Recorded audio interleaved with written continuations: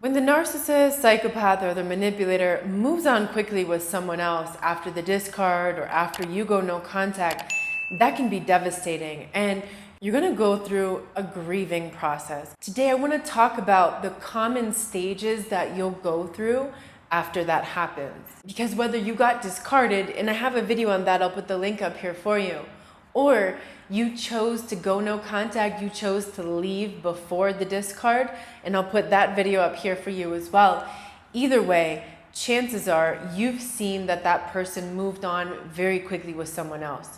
Now, if you're still asking yourself the question, are they happy with that new person that they moved on with? I'm gonna put that video up here for you to check out as well, where I answer the most common questions under that umbrella. So these are the 5 common stages that you'll go through when you see them moving on very quickly with the new person. Again, that could be a romantic relationship, it could be a friendship, it could be a family member, it could be anyone in your social circle. Number 1 is denial. You can't accept it yet, you can't let them go yet. Maybe you keep contacting them and reaching out, trying to figure out what happened, if they discarded you. Or maybe you're emotionally reacting to what you're seeing on social media or anything. You're just desperately trying to get them back because you don't want to believe that they've moved on. Chances are after you do those things, whether it's emotionally reacting, putting things on social media, or contacting them, you might be blowing up their phone with text messages and phone calls. That can leave you feeling very ashamed and embarrassed. So that very first stage is denial. You don't want to believe that it happened. And who can blame you? It happened so fast. It's like you can't even believe that's real. Number 2, insecurities. This is when your deepest insecurities start creeping up to the surface. Now, these might be things that you felt throughout the course of that relationship. These might be things you felt since childhood. These just might be things that are all of a sudden coming up for you now that you see that person moving on and you think maybe they're happy, maybe they changed, maybe that new person is better than me. You're gonna feel like you're not enough. You're probably gonna ask yourself questions like, what's wrong with me? What does she have or he have that I don't? Are they better than me? You might be trying to overcompensate for those insecurities. You might be trying to look tough. I'm good, I got that, I'm fine, I don't need them. But that's just a front. That's just false security. That's not real. Underneath that are deep securities that are emerging. And you know what? That makes you human. It doesn't mean anything's wrong with you. It's normal that you start to question what's wrong with me when someone discards you and moves on with someone else that quickly. Number 3 is obsession. This is where you might find yourself stalking the narcissist or the new supply. You have this morbid curiosity to see what's going on and what they're doing. It's like you can't help not going to see what they're doing, not watching what's happening. You might not be able to force yourself to block them on social media because you want to be able to check out what they're doing. But I gotta tell you, you're just tormenting yourself. You're making it worse. I know it's so hard not to look, but don't do that because you're just making it worse for yourself. You're just constantly re-exposing yourself to that trauma. Every time you go and look at those pages and you ask yourself, what's wrong with me? Why am I not good enough? Why are they with somebody else?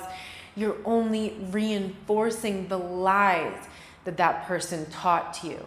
You're reinforcing the insecurities that they brought out or manufactured in you. You're reinforcing the shame that they installed in you. And chances are you're creating new ones. You're imagining things. Your mind can be your worst enemy in moments like that. But understand that this is really part of the process. I'm going to tell you not to do that, but I've done that myself. Pretty much everybody goes through that. It is that curiosity where you want to know what they're doing. Number 4, distractions and addictions. This is your drug of choice. It could be food, alcohol, drugs, porn, gambling, sex, shopping, TV, video games, whatever it is that distracts you from your feelings. This is when that feeling is like the real feelings are really starting to come up, the grief, the loss, the devastation of all that. No one really wants to feel that. So what do? We take the easy way out. We start looking for distractions and addictions. It could even be workaholism.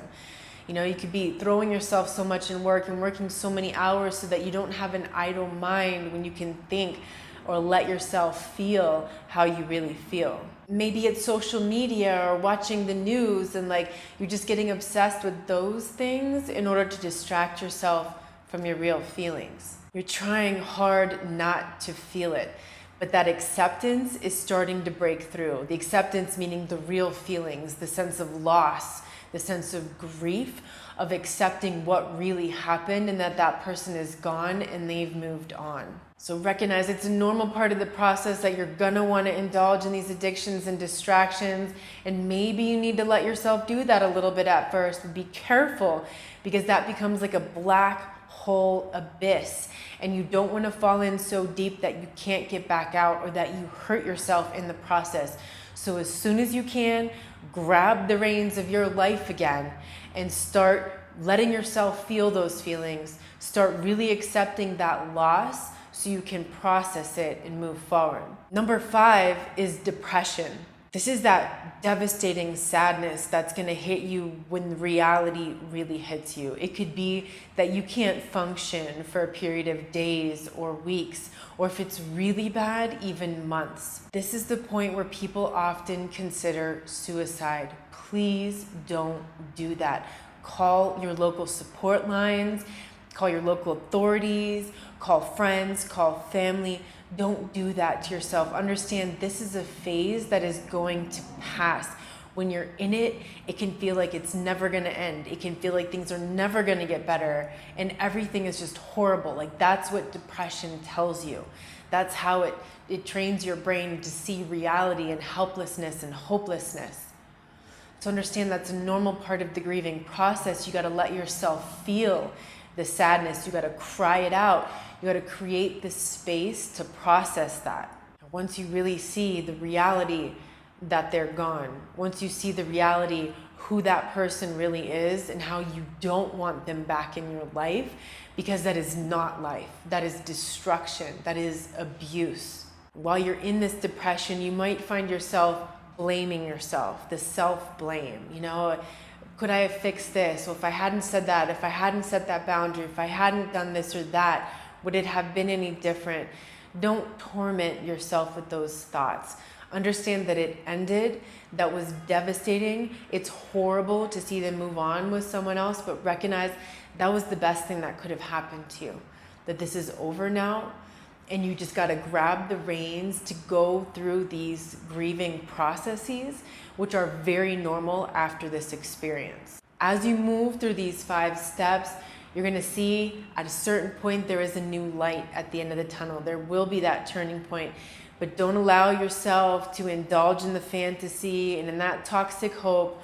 Really look at reality, really accept the truth, focus on that truth, write the sobriety list, which is all the hurtful, manipulative, abusive things that person ever did, and relentlessly confront yourself with that truth. Anytime your mind wants to wander back to the fantasy, the illusion, the denial, the toxic hope, keep yourself sober in the truth, because that's what's going to help you move forward.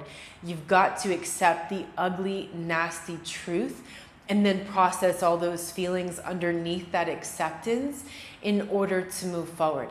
That is the only way that you can heal yourself after this kind of devastating experience. If you're going through this right now, I'm really sorry. I'm sending you an extra big hug. I hope this video helped you to understand that what you're experiencing is totally normal, and pretty much everybody goes through these grieving steps. If you've been through these steps and you're now on the other side and you see the light and you're starting to move forward, please leave a comment to encourage somebody else who's in it right now, because you know what that feels like. You know what it's like to feel like there's no way out of that darkness, that sadness, that horrible reality that you've just experienced. And remember, that first most important boundary of no contact is so important so you can start moving forward and healing yourself.